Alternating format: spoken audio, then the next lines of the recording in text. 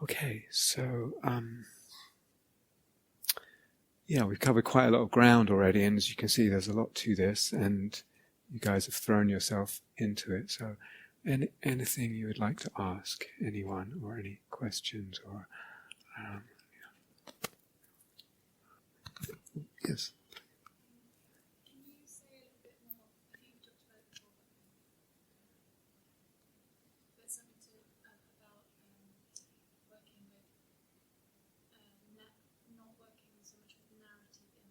Yeah. Mm-hmm. Yeah, okay. So I think with all of this, there's not really a right or wrong. And maybe so if we give it back to you as an exploration, Lauren. So, Lauren's question is, she's sure she's heard me say something about the difference between narrative images and images that are more, what was the word you used? More? Yes, staying with something that's not so narrative. Can I say a bit more about it? Yeah? So thank you. I have mentioned that, probably not for that a while, but so I call a narrative image. At first I wasn't sure about words, and I actually spoke to a friend and he said, what about these words? And so narrative image is something that moves in time. It moves from a beginning, from a situation, through a series of events in time to some kind of resolution or denouement, whatever it is, yeah? So that's a narrative image, and often it stars guess who, and that's part of the problem. Okay, in contrast to that, I call something an iconic image, which is more eternal. That's this aspect that we talk about, eternality or timelessness. So, but there really isn't. I really want to get away from dogma and give it back to you as an exploration. Just see, what's the difference in my experience when I entertain narrative images and kind of stories in meditation with all the, sensitivity and compared to an image that just sort of, either it doesn't really go anywhere. It's just sort of almost like not a still frame, but just a kind of, not really a looping video, but just a sort of timeless snapshot of something or a little period of something. Or it's a narrative image, but there's really this sense of it's always happening. In other words, the beginning is happening at the same time as the end, and it's not really moving towards some either catastrophic thing or triumph. Yeah. Sometimes what happens, so the reason why is, with a narrative image, that oftentimes it stars me, and it works in a way to kind of build and solidify the self-sense, the ego sense, and not making it so imaginal, not making it so neither real nor not real. It tends to get reified, be about me and about my life and about what I'm going to achieve and that kind of thing. Not always, but tends to be. And there's a kind of, it happens over time and over space, whereas an imaginal image tends to kind of just be a bit more, not static, but as I say, eternal, timeless. And there's something, it's as if it's condensed or distilled some kind of the important thing that has messages more than could be conveyed in a narrative and more than could be conveyed for a self that makes this journey. And then, does that make sense at least? So, but again, I would give it back to you as an exploration and to open it and see if you can kind of, feel the difference and the difference in effect. And I guess it's really your exploration, but my, I don't know what you call it, positing or is that there will be a kind of richness and depth and mystery and sort of all these things, the endlessness, the profundity, and in the more iconic images, they will touch you deeper and kind of be a kind of unfathomable resource. In other ways, even more than just for yourself, and give more of a sense of what we call soul, etc., generally speaking. And then, we're going to say something else? I'm just thinking some of the figures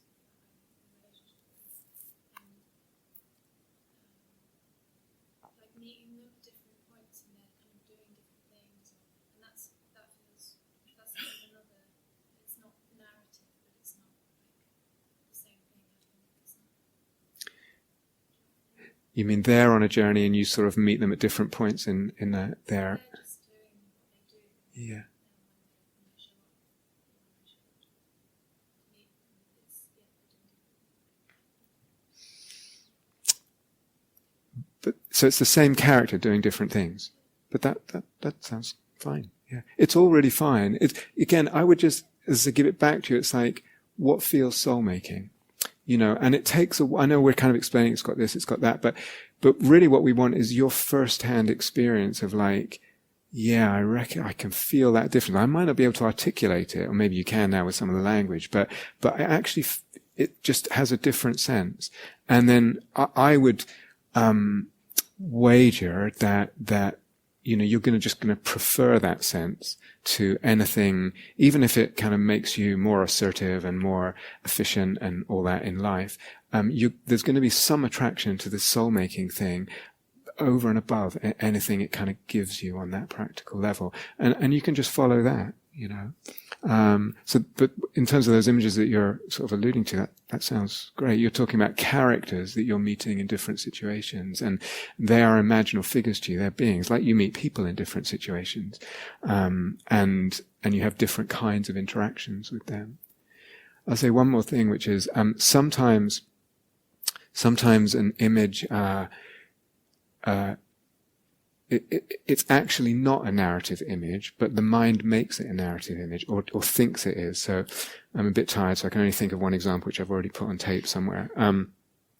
I was walking on Dartmoor and near where I used to live, and the earth reached up these tentacles towards me with sort of desire to towards me, and so it was a wonderful image, really beautiful, but that was it.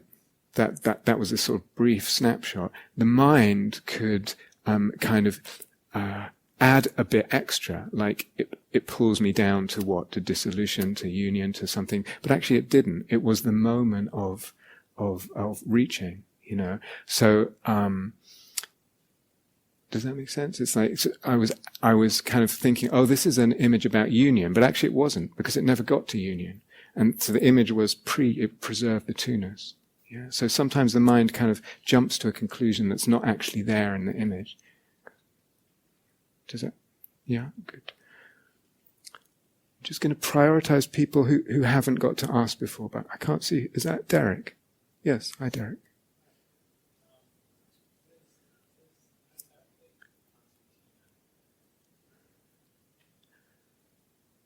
How does that relate to the concertina?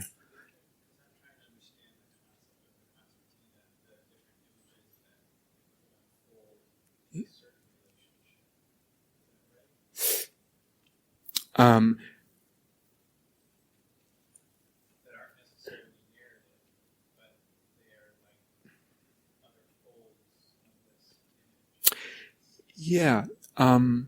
So Derek's saying, is what we just talked about related to the idea of the concertina, that element? I'm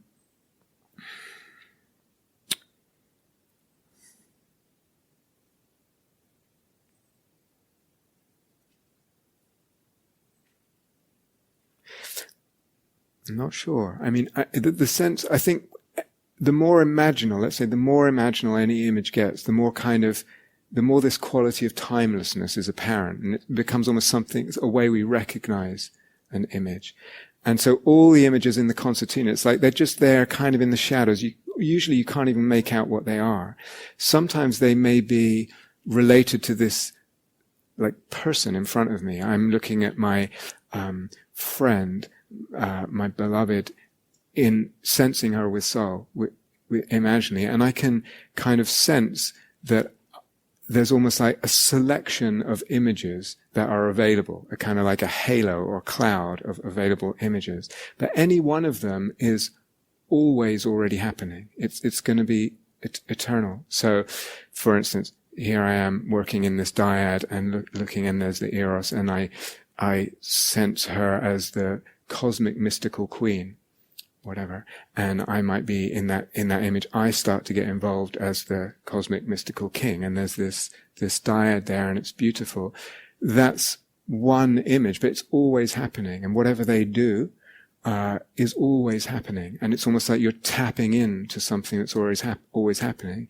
But in relation to her as an object in this example, or it could be a tree or whatever, there could have been other images, and these are what's waiting in the concertina. But they will probably also have this sense of always already happening. It's as if you're, yes, tapping into some kind of more eternal level of things. Does that make sense? Is that kind of what you're asking?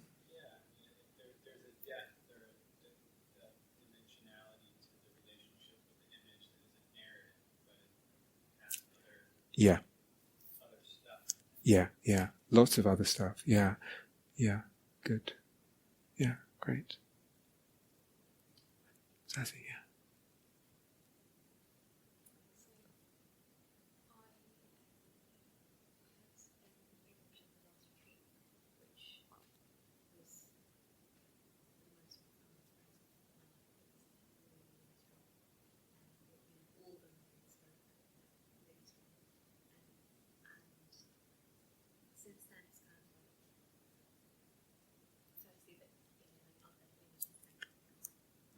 It's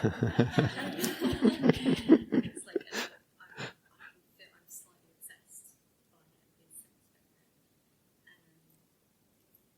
but when I work with it now, it doesn't have the same like lasting and open effect of okay. And so my question is like whether, because I can feel there's some craving there, so I want that again, and I don't know whether to just kind of put that down, or whether to continue to work with it, but see something else. Yeah, sure. So I just translate that for people. So as is asking, on the last retreat, you mean the Cole Hayes one? That was, yeah, on the last retreat, there was an image that came, and it was the most profound experience of your life. Yeah, okay. So that's lovely, and really powerful, and kind of atomic bomb, all the nodes, all the elements going off, and tremendous opening. And then since then, nothing has quite lived up to that sort of kind of technicolor extravaganza experience. And so there's a bit of sort of disappointment and comparison, and a bit of craving, wanting that kind of intensity of opening again, and what to do with that.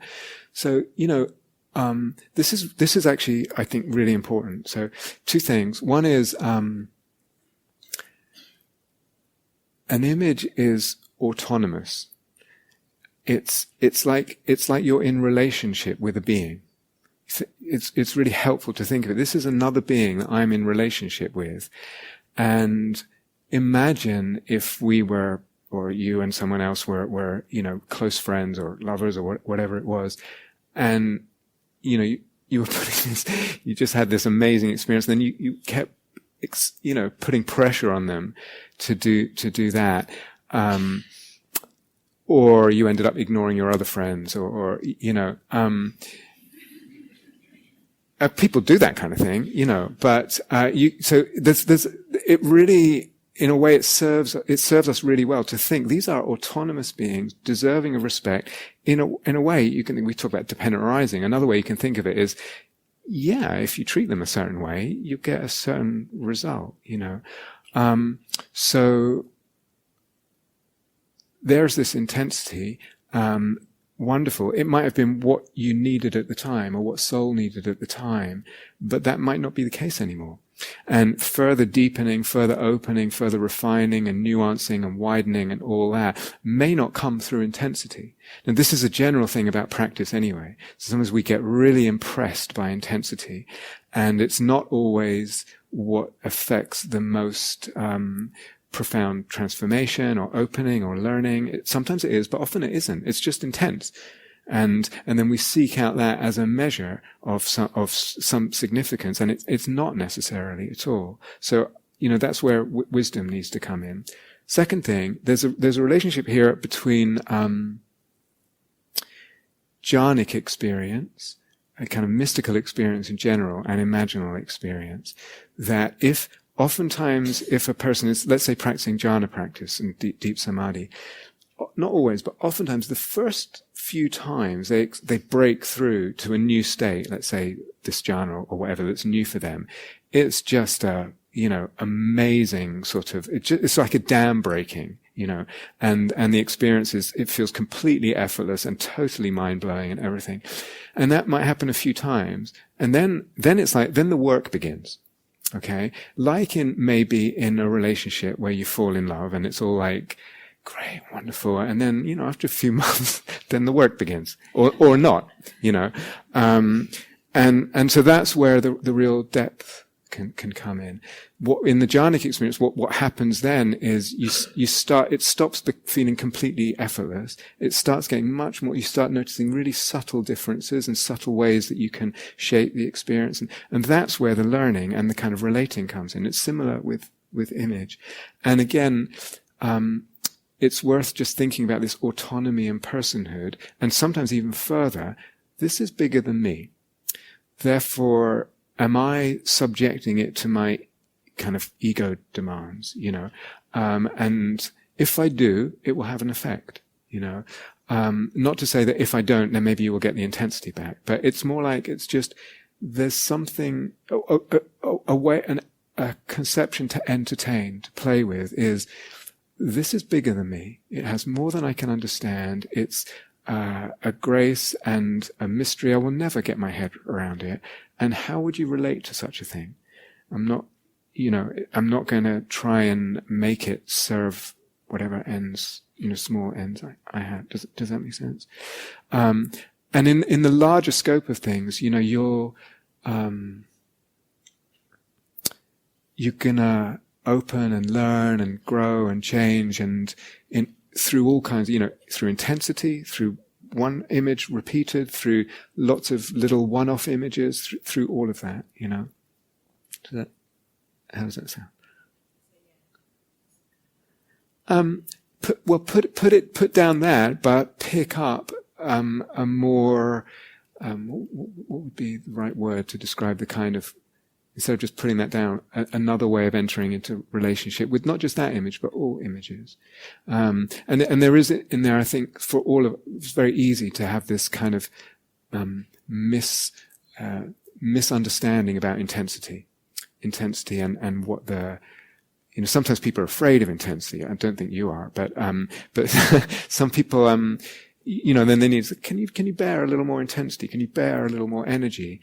But to make the mistake to equate intensity with liberation or transformational experience or that's needs some questioning, I think. Yeah? Okay, that's great. Yeah. Chris, yes, please.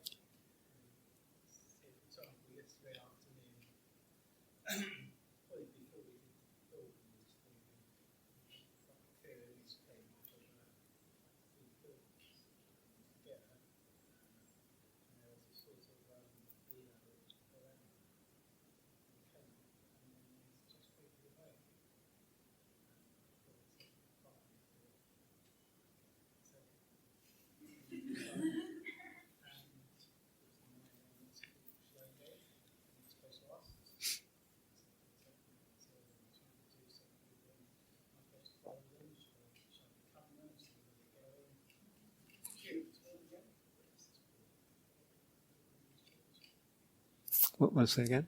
Like a shepherd's crook. So Uh-huh. I think that's a bit hackneyed anyway. So does that mean I just put something there and it's just sort of fade away and Yeah. Thank you. So this was before we even mentioned the pilgrimage thing. Oh, that's interesting as well, isn't it? So Chris is sharing that just very briefly, this image of 3 pilgrims yesterday popped into consciousness, and there was a kind of halo around them, and carrying shepherd staffs with the sort of hook, which the mind thought that's a bit hackneyed, that's a bit sort of cliche, but wasn't quite sure what to do with it, because then they went away. Should I engage? Should I follow them? What should I do? And is this just my ego? Yeah. So, I think, if there's a few things. One is, I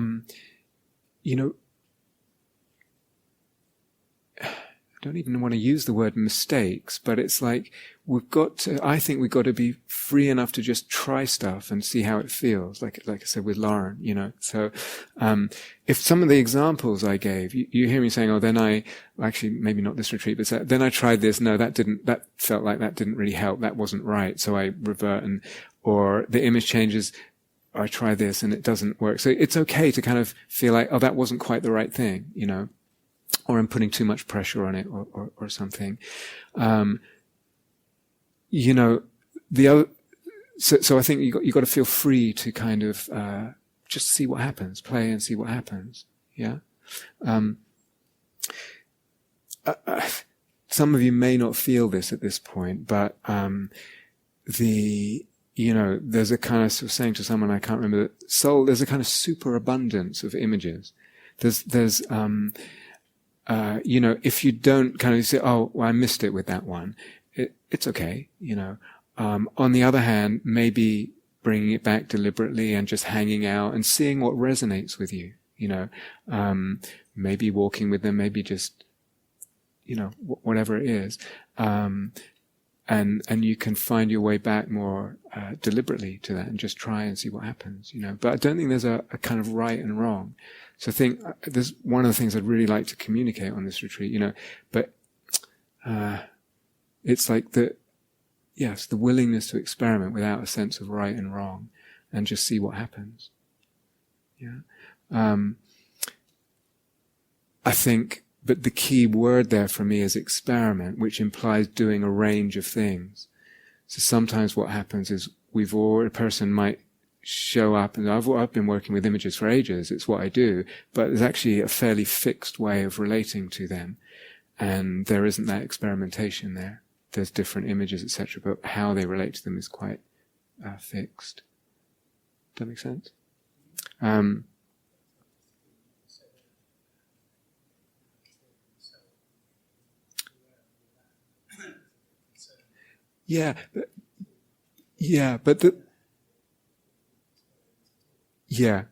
So this is the thing. Don't be afraid. I don't even want to call them mistakes. Don't be afraid to just try different things, and you'll get a feel for kind of what feels more soul making, And if it's like we learn by what in comparison to what doesn't. So in a way, maybe you have to go on a narrative and then make them do stuff and push them around, and then kind of realize it doesn't feel so, On the other hand, and like we said in some exchanges, it's not, as a rule, the fact that me making stuff happen means it's not going to be soul making. It might be. So it's not like, anything can happen, but I'm going in there with a sense of like, well, let's see, let's play a little bit, and let's kind of use my intuition as to what might feel soul making.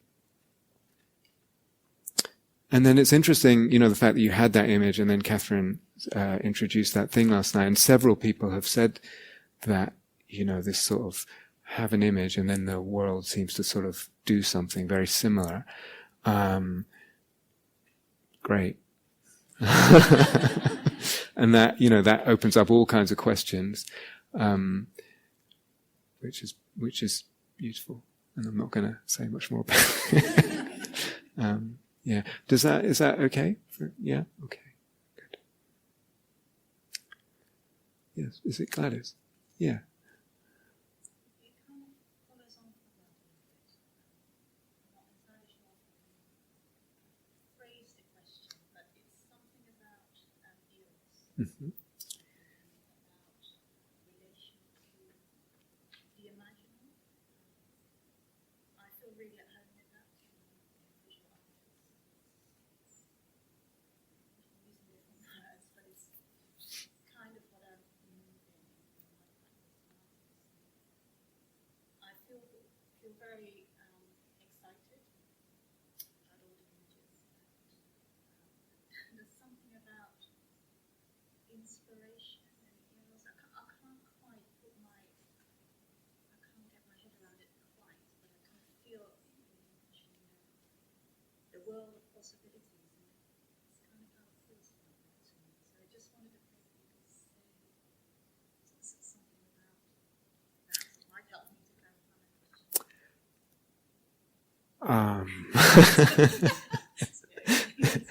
So, just tell me what the that is that you'd like me to say something about eros, and inspiration. Okay. Okay. So if I say no, it's not that. It might help you redirect your question or so. Let me think. They're definitely connected. There's no question. We haven't talked a lot actually about eros on this retreat. We have in the past and other retreats, and we could, talk endlessly about eros and the beauty and what it does. But eros, by definition is a kind of alive state. It's a state of ignition and awakeness and interest and fire, illumination, all that. So that all those qualities go with a state of inspiration. Right. So there's just those parallels, but I think more than that, a state of inspiration or artistic inspiration has eros in it.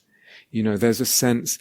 I'll say this from my experience artistically, and if it doesn't fit yours, that's But see, when you're inspired with something, you're kind of in love with this thing that you're doing. Someone asked Stravinsky, very prolific composer, and near the end of his life, what's your favorite piece that you've written? He said, the one I'm writing right now. In other words, it's part of the creative project to have eros about this thing. It's like, it's got this mystery and this attraction for us. Yeah? You understand? And, I would say, and we've mentioned this, but not so fully, that when there is eros for other, whether it's be a piece of visual art or whatever it is, or an object in nature or an internal image, if we don't get in the way, at some point the self becomes imaginal as well. And so the artist at work or the meditator inspired has an image going on, a fantasy of themselves, doing the work, doing the practice, dedicating themselves. Do you understand? To some people that sounds like ego, or that sounds, well, I'm not concentrating on the thing because I should be lost in the object. No. There's actually, this is what happens with, we'll maybe talk more about this on the retreat, the eros spreads. And actually, and you notice when you're really inspired, then you go for a walk or whatever, and how does the world seem? The eros, the soul making will spread, self, other, world, everything. So everything gets kind of, becomes imaginal and becomes an object of eros, infused with eros. So then I, as the image of the artist painting or whatever it is, I become an object of eros for myself. That I become image for myself. And this to me is absolutely beautiful. So all that goes on in inspiration. Inspiration, I think, is full of eros. And we haven't lingered on it too much, but there's Catherine talked about it, but this idea of the eros-psyche-logos dynamic and how it works together, but that we can get in the way of that in many different ways and stop it doing its thing. So sometimes what happens is we stop it coming back to ourselves. And Catherine mentioned this, we stop, the other is divine and imaginal, and we're not, for instance. And that's kind of lopsiding the whole process, and it doesn't move so well. It doesn't deepen and grow so well. Yeah. So we can talk. So there's all that, and then we can talk about eros as in terms of fire analogies, also water analogies. It's a very juicy state, and you'll feel that in the experience as well. But I'm not sure if this is what you're after. Okay, good. So is there more there, or?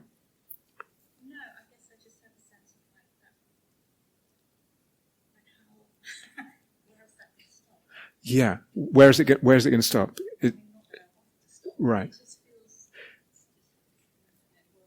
Yeah. possibilities. It's like I can completely relate to the process of this. So the question is, where is it going to stop? Is it a question of curiosity, or is there concern, or is it not really a question? It's just, yeah, okay. So, but that's in the conceptual framework that we have, that's a central principle, that if we don't get in the way, it won't stop. What does that mean, it won't stop? It means, similar to what I just said, okay, start something, whatever thing it is, piece of art that I'm doing, or someone else's piece of art, or a tree, or a person, or an internal image is an object of image. It might start there. It could start with the world, though. It could start at any place. And then that becomes erotic, imaginal other for me. And in the process, in the I don't know what you call it, the movement, the involvement, the dance of eros-psyche-logos, it starts to involve me, as I just explained, and then the world, and then other objects, and then even aspects of me. So then it's like, then even, for instance, my eros becomes, not just me, but aspects of me, like for instance, my eros becomes an erotic imaginal object for me.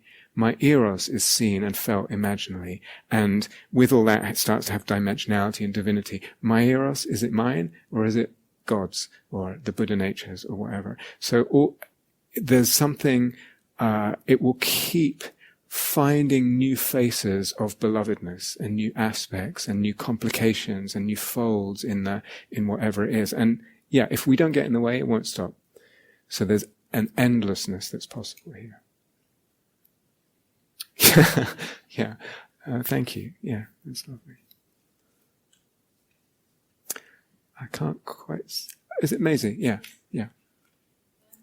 Especially towards the end of the day, my mind's inundated with images, really quick, Yeah. constant, and they're intriguing, and a lot of them hilarious. But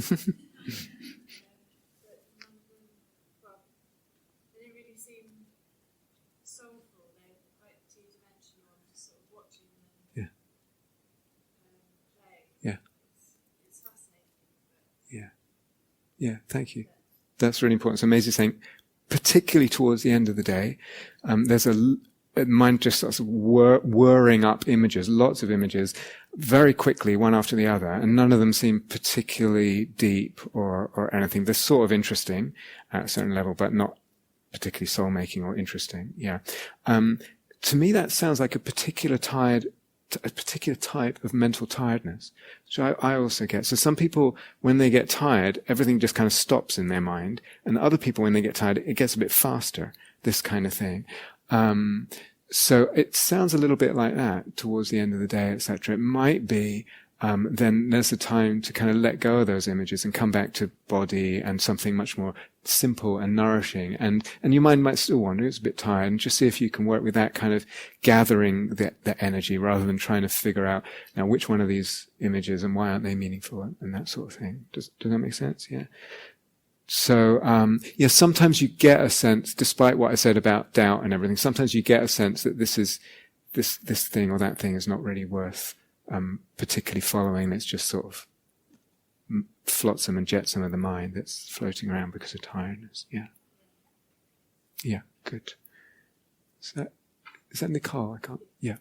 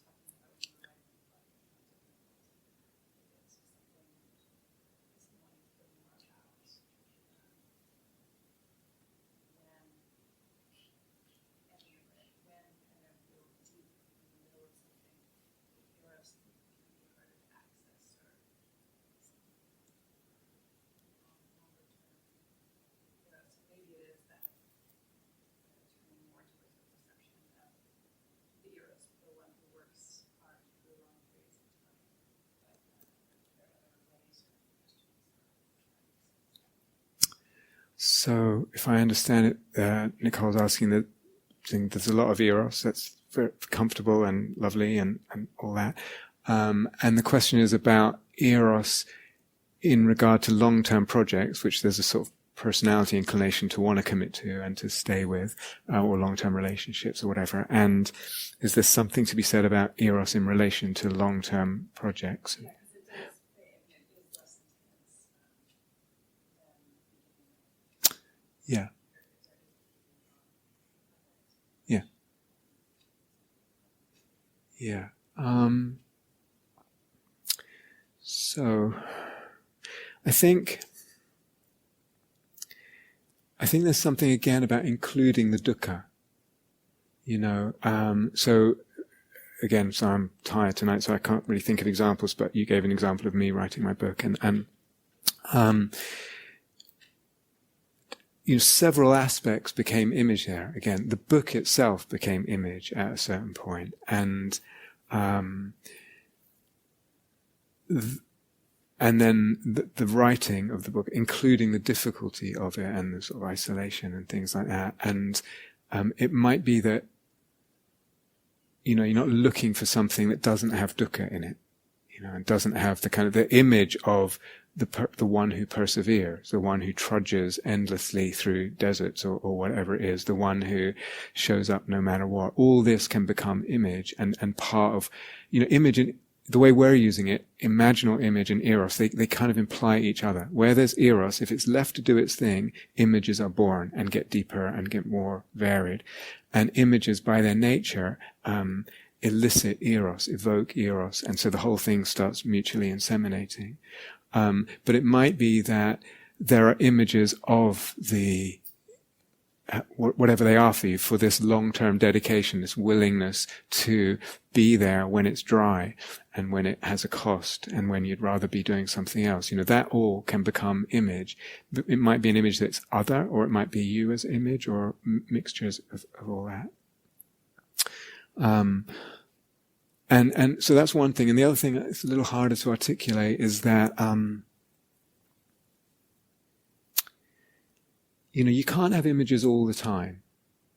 That's part, for me, that's part of the grace aspect. So that we feel we're given an image or we have access to something and then it goes. If it was there all the time, it might just get a bit ordinary, you see. So that, we can, it's as if, let's say, taken as an image of the long-term sort of commitment is someone who she has got to trudge through this desert to get to wherever, and they just need to walk. But there are little oases on the way, and sometimes the connecting with an image is like hitting an oasis for a while. It kind of can hold you, more, it's not going to be all the time necessarily. Does that make sense? Is there a piece missing? Are you sure?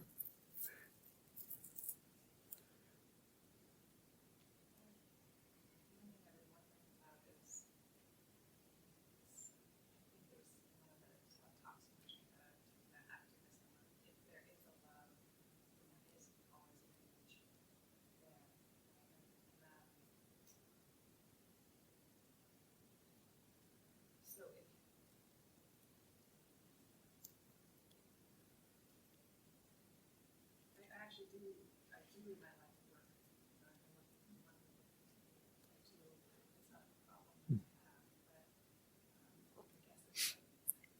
I don't know if that's a correct concept, but if there is a love for something amazing, is that true? Or is it what you just said, this dry spell, and then just underpinning on If the question is, when we love something, is there always an image underpinning it? It depends on how you mean the always. So I would say yes. When we really love something and we're devoted to it, maybe those two words, love and devotion, there's an image there. And I think that's part of, there's an image operating and driving that. You could say the drive for it is coming from the image as opposed to a result of the love. That's a certain way of looking at it. I would say to realize that is a certain level of just psychological awareness. It's not an awareness that everybody has or the society kind of realizes or whatever. I would say that. However, that's the always in that sense. There, in every instance there is. However, at times we lose contact with an image. And then there's just the dryness and the slog or whatever it is. And that's where these oases businesses come in.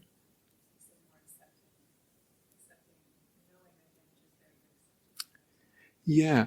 And that can even form another level of image. It's, again, if you go back to the timelessness, it's like, look at your life, from beyond death. You look back at the totality of your life and these periods of long dedication with periods of aridness and periods of inspiration and periods of non-inspiration and the willingness to continue in the periods of non-inspiration. Do you get what I'm saying? That can become image. It's like a different vantage point on the aridity, aridness, whatever. Yeah. So that's also connected to this time thing.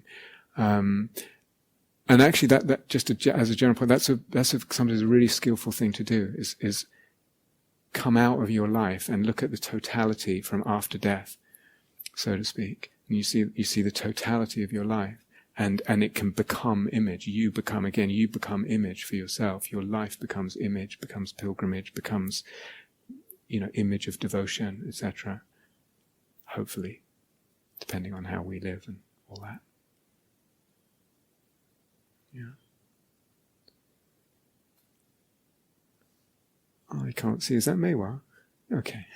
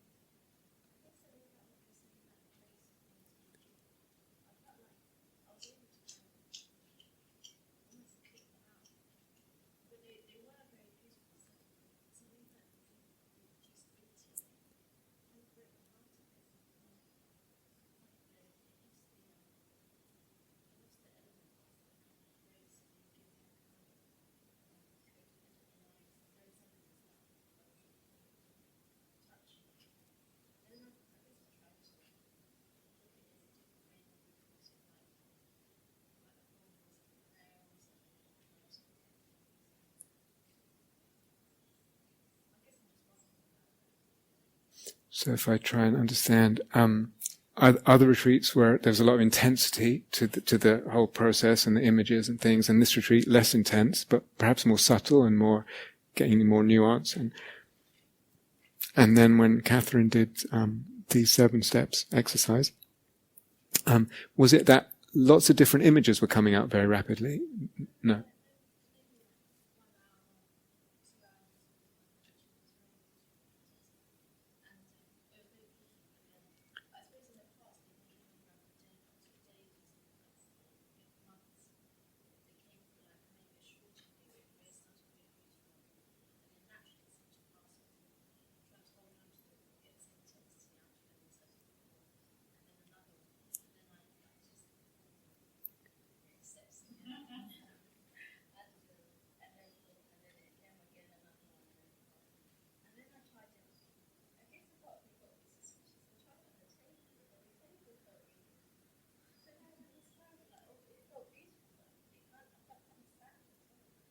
Okay.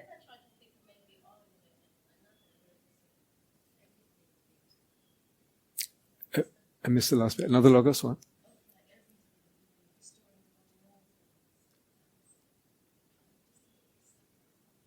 Yeah. So, if I understand Maywa, following Catherine's instructions this morning and what we played with there, they felt the sense of trying that with different images and a sort of losing the sense of grace and the sense of replacing that with a sense of, oh, there's a kind of automatic process here that I can sort of do, and that lost the sense of beauty and specialness and mystery and grace. Is that?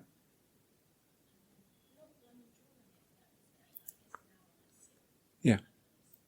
Yeah. Yeah. Okay. So, a couple of things. One is,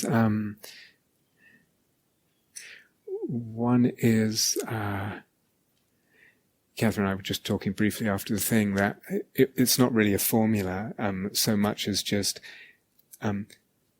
isn't it interesting almost, how about this? It's like the beauty, can you see the beauty in not necessarily that series of steps as in each, let's say each of those 7, to me, had a kind of beauty in it. So, for instance, the one that really struck me this morning was this asking, or saying sorry. That really touched me. And, and saying sorry on behalf of the human species and, or certain cultures and things and myself. And, so, rather than a series of step-by-steps in 1, 2, 3, 7, ignition, takeoff kind of thing, it may be more, these are some of the ways that we can learn about this practice and also learn something about the mystery of participation. Mystery of participation in the imaginal. That then it's possible that then my humility and my willingness to say sorry, for example, in that example, that itself again becomes image. But rather than a technique, it can become image. And yourself as soul-making practitioner can become image. So it's not so much a technique of mastery as a mystery of initiation, in which there is some art and some grace, but you become image as well, and your participation in something utterly mysterious. The levels of those participation of what participation means can become image. Does that resonate at all? Does that satisfy?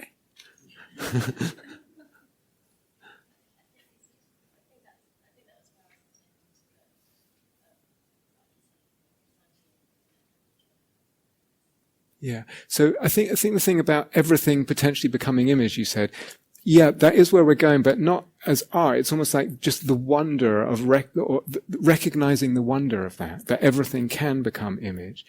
And then, within that, you can become image, you as practitioner, or you as even participator. This business about the last node, and I didn't say it's the most mysterious of the nodes, I think, of the elements. What does that, it's like this, the meaning of the profundity of our participation in reality or truth or perception or what things are and what opens up. And that itself can become soul-making, sensing that and feeling into that, which is very different than now I've got a set of techniques and tricks to sort of switch things on. It's a different level of things. Okay. Okay. I just want to check how we're doing. Always a hard question.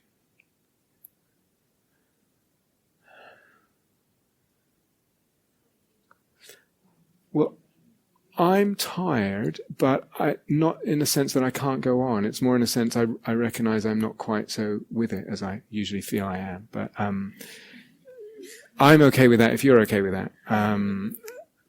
That's all. It doesn't feel like I sort of can't continue. So, should we do a few more? Yeah. Okay.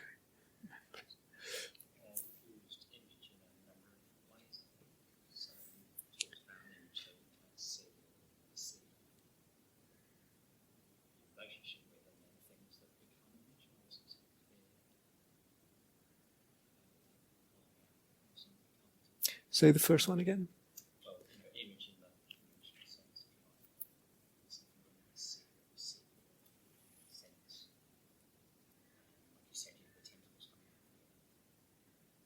Yeah, so Okay, so Matt's question is: we've been using the word image in different senses, a lot of different senses actually, and not taking that much care with it. So one is image in the usual sense, like I just talked about, tentacles coming out of the earth, and another is the sense that Matt's talking about is something becoming image. And what does that mean? Yeah. So for something to become image means, and many of you will have had this experience. So you arrived at Gaia House, and something here was just a something here, and at some point it starts to become, we can say, perceived imaginally, sensed with soul. It has beauty, dimensionality, some kind of mysterious depth, etc. All that. And that could be a person. So someone, they're just a person, and then you start, they start becoming an image for you, meaning they start to have there's eros towards them, not necessarily sexual at all. There's a profound beauty and mystery and unfathomability, all the rest of it. So rather than just a person who I like or I don't like or whatever it is, or just functional, that person becomes image for. They mean something that I can never quite sum up what they mean to me, and the resonances in my soul and the beauty and all that. Does it? Yeah. Okay. Good. It looks at.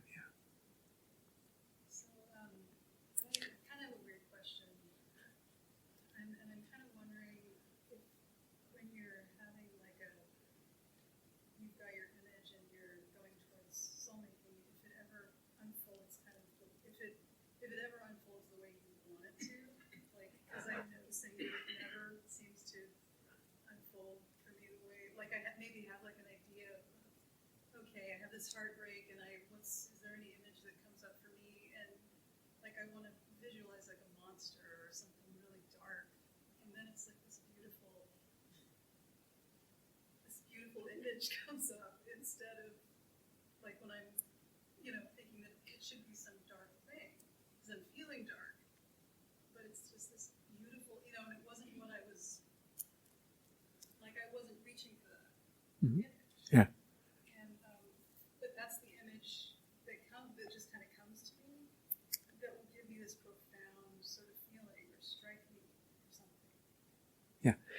So Roxanne's asking, sometimes she wants a certain kind of image, and what comes is a very different kind of image. So for instance, feeling sad or something like that, and wanting a kind of dark image that seems to somehow you would think is appropriate or reflective, and what comes is something very kind of beautiful instead. Again, but it sounds like that's what elicited and opened the soul-making, is the image that you got rather than the image that you thought you wanted. Is that so? Yeah, and it seems like that I keep encountering that. Yeah. We were going through the 7 stages, and I was practicing, and so I just kind of thought of an image, and I was going down the list of the image, and at one point I was asking permission to this image, and it was this flowing lava. It's like this, like in Hawaii, the crazy lava flows. And I asked for permission to get closer to it or to know it, and it said no. I was so surprised. I was like, oh, okay, like that's weird. And so I was like, okay, then I was like, maybe it's my logos, maybe I've got to adjust something. And then I finally, I was like, okay, why? And it basically was like, I don't want to burn you. I don't want to hurt you. But, and so I kind of sat with that. Yeah. Is there a problem here? I mean,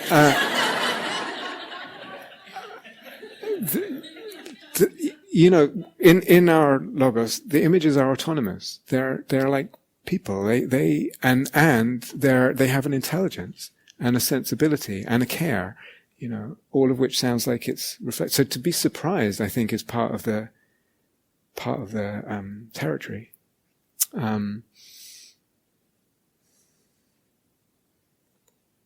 Yeah. So it sounds great. So that's like, I wonder if other people have the same.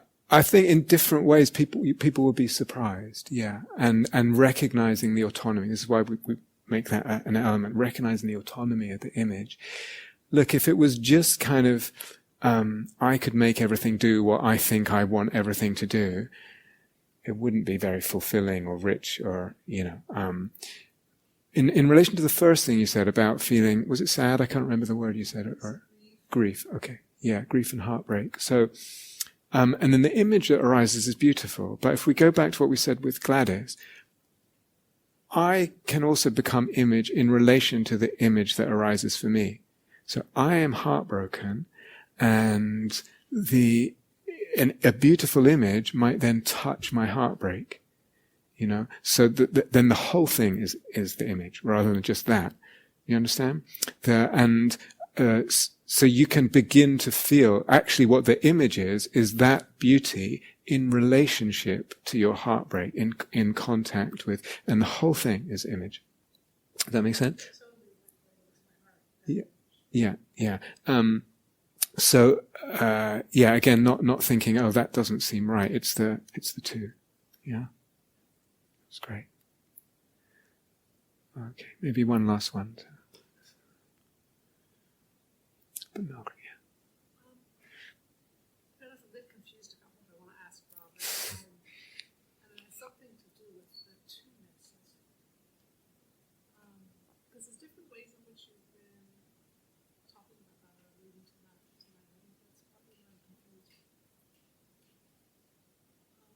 So it's something about the way in which the image is more or less, it has autonomy, that's clear. And yet sometimes, I was particularly dismissed when that image arises from a personal experience, suffering or otherwise. And so there's a sense in which it's arising from the ground of my own experience, and therefore that image is arising. It has its autonomy.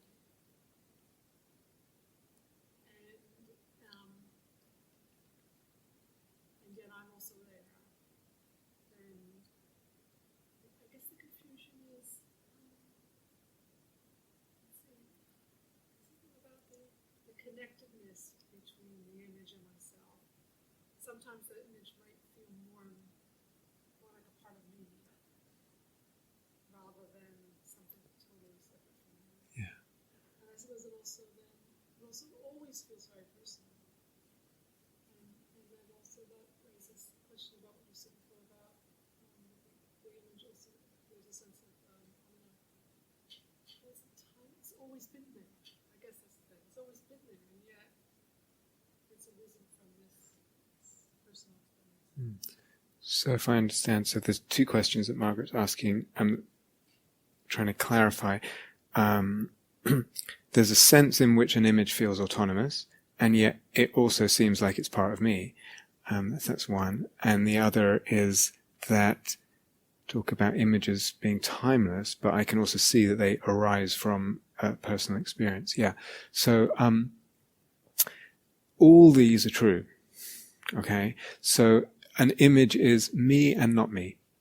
And that particular sense of it being me and not me is more characteristic of images than it is me or it isn't me. There's some kind of it's me and not me. So that's exactly right.